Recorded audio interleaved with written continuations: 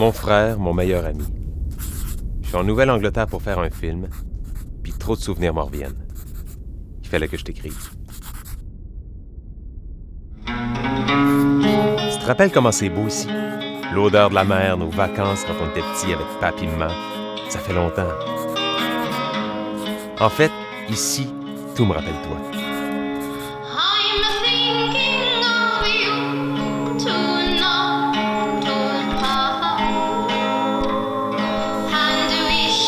On n'est plus des enfants, puis nos vies ont pris chacune leur direction.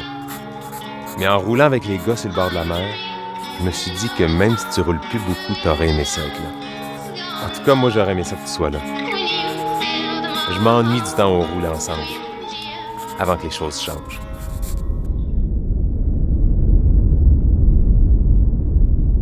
C'était une course sans importance, en fait. Une parmi tant d'autres. Mais là, on s'était dit qu'on la faisait ensemble, en équipe. À tour de rôle, on prendrait les relais jusqu'à la victoire. Au début, ça allait assez bien, on clenchait, on restait dans le peloton de tête.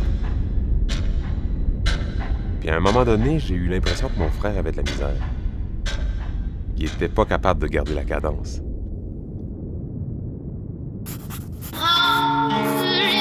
Tiens, on parlait souvent de Jack Kerouac, l'écrivain. C'est ici qu'il est né puis qu'il est enterré. Tu te souviens la dernière fois quand on est venu, on avait cherché sa pierre tombale, mais sans la trouver. J'ai voulu la trouver cette fois-là avec les gars, au moins pour te ramener une photo, mais on s'est perdu. À travers les rues de la ville, on l'a cherché et cherché. Pas vraiment par hasard, on est tombé sur la fabrique de vélos. Pour le film, on a joué la comédie, puis en entrant, Nick est tombé en pleine face. Reste qu'on a été bien impressionnés par le travail à la main qui se fait ici. On a vu des vélos réduits à leur plus simple expression. T'aurais été fasciné, je te connais. Les gars nous ont donné des semblants de direction pour trouver Jack, puis on est retourné se perdre dans les environs. On a roulé comme ça longtemps. Mais une fois dans le grand cimetière, Madame Green nous a expliqué c'était où, puis on a trouvé. Te souviens-tu pourquoi on tripait autant sur Kerouac quand on était jeune? C'est pas rien, tu sais. Kerouac s'est jamais contenté de la norme, de l'ordinaire. Il incarnait la poésie de l'excès, la beauté puis la grandeur des idées insensées, des plans débiles, comme ceux qu'on faisait ensemble.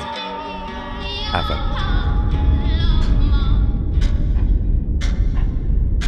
Puis là, à un moment donné, ça marchait plus.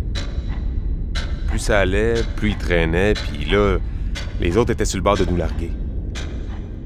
Je me laissais glisser vers l'arrière, il prenait ma roue, je le remontais un peu. Mais à un certain moment, il était plus capable de suivre, même en se protégeant derrière moi. C'est là que tout a cassé. J'ai commencé à m'impatienter. Je voulais pas l'abandonner, mais je savais que j'avais les jambes pour être le meilleur. J'ai décidé d'y aller, sans lui. J'ai filé, je me suis mis à regagner du terrain sur les autres. Là, j'avançais, plus personne à attendre. Je fonçais, puis tout le monde me regardait. Je me suis placé à l'avant, j'ai attaqué plusieurs fois, puis finalement, j'ai été repris avant la ligne, mais j'ai quand même terminé sur le podium, en 3e place. Après la remise des médailles, on s'est retrouvés. Il m'a dit que c'était bien correct, puis qu'il comprenait. Mais ça a été sa dernière course.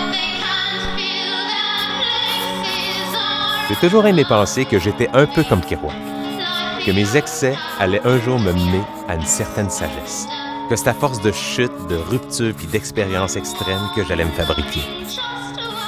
Mais si je devinais ce que j'allais y gagner, j'ignorais encore ce que j'allais y perdre.